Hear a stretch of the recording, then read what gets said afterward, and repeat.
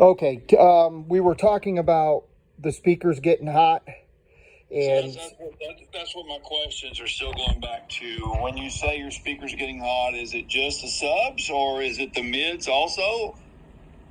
you know what? I'm not sure. I just brought the jukebox inside, but I'd have to plug it in. But you were talking about measuring voltages across transformers for the speakers. Go ahead and tell me what you were telling me before. So it's been my experience, and I've never had an experience with speakers getting hot, but I know if DC voltage leaks down through, and I don't think it's likely that it leaks down through to the speakers, being that speakers are powered by AC voltage, that your magnets could get hot, but I would have to think that would actually blow the speakers themselves. I'm still at a loss exactly why your speaker's getting hot. And I spoke with John, and he says he's never known speakers to get hot. They'll just blow. Capacitors on the output transformer, on the crossover network, those two black axial non-polarized capacitors. Yep. They're going to need to be changed for sure. I mean, you might as well. It's cheap enough and it's so easy to do. Go ahead and do that. Right, those two black ones right next to the red one. Yeah. Which isn't a cap. That is more what? What is that red one? I believe that to be a capacitor as well. Okay. And it's very unlikely that it needs to be changed. But all right, so change the battery in the computer because it's working. And then what about the amplifier? Well, filter capacitors going bad on the amplifier, it's going to cause that hiss. Yep. Okay, that you may be hearing through the speakers. That will not make the speakers get hot. I'm at a loss as to anything that would cause the speakers to get hot. I've never experienced that. So filter caps in the amplifier. And if, in fact, you do have both channels active from the amplifier, you would not... I typically don't change the output transistors if they're still working, for the reason that those transistors are probably better quality than any of them that you can get today, no matter where you buy them.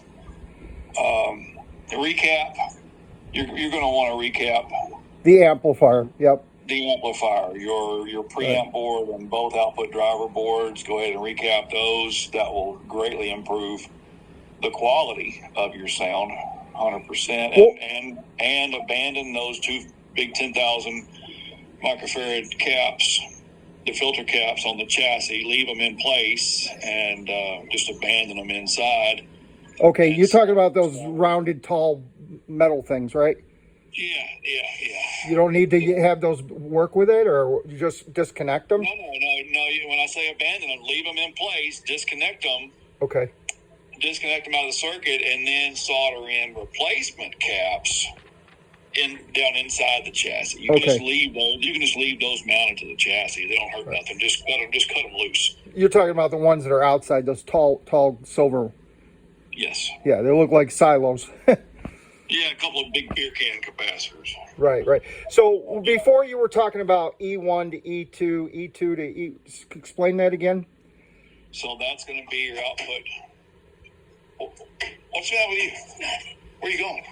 You can't hear me? You can't hear your thing because I'm talking so loud? Oh, now Suzanne's coming. Oh. Why are you turning the shit down? Oh, I'm sorry, Mickey. So E1 being negative from your speaker output transformer assembly. You're going to have two E1s left and right, one on each side. Yep. Both of those are negative.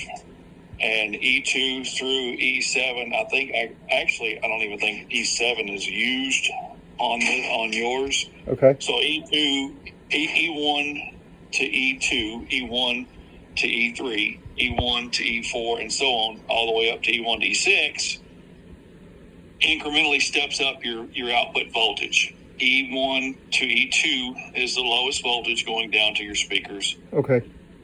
And E1 to E6, in your case, will be the highest output voltage that's going down to your speakers.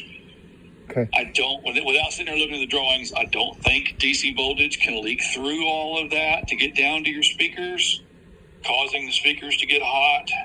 But I never claim to know everything. I learn something new every day. And today looks like it's going to be, today appears to be a day that I learned something new. Now, do you have a operating manual for this jukebox? I'm assuming the internals from that antique apparatus bubbler are going to be the standard internals coming from an R91. Okay. Yeah, because it's all row, solid state amplifier. It's all row. I took some pictures. It shows it's row. You know. Yeah, and you can probably look at some of the wiring harness tags on there, and you'll probably see a wiring harness tag that says R-91. They usually use the internals out of an R91 to install into their bubblers. Okay. Do you have a manual? They chose R91, I don't know. That's a 130 watt amplifier you got in there, Mickey? I'm not sure. I'm not in front of it, but I think it's going to be it's either a 125 or a 130. I'm thinking it's a 130. Do you have a manual for R91? I have an owner's manual, but I don't think I have the shop service manual. Okay. I was just looking through my files yesterday, and I was looking for something else. I'm looking at an R90, which is going to be exactly the same thing. I've got an R90 manual here, and I probably have an R91 or 92 as well, but anything R89 through R94 is going to be exactly the same thing, with the exception of the amplifier, which into your later models is going to be a 130 watt amplifier, and as opposed to the 125. Okay. All right. Well, let me unwrap. I just brought it in. Let me unwrap it and open it up, and I'll take a look. See, that was happening like 3 years ago when I got this jukebox. You know, I plugged it in, and it was selecting right. It doesn't sound good at all. I don't know if you noticed it. It doesn't sound good. So it could be. It's typical for an amplifier that's aged out. The caps are way out of tolerance. Right. Yep. So let me see what I can find out as far as the amplifier, and I'll shoot a short video which speakers are getting hot, and then I'll get back to you. What is your regular phone number? I'm not going to call you right now, but just what's your regular phone? Sure. It's 585-747-0605.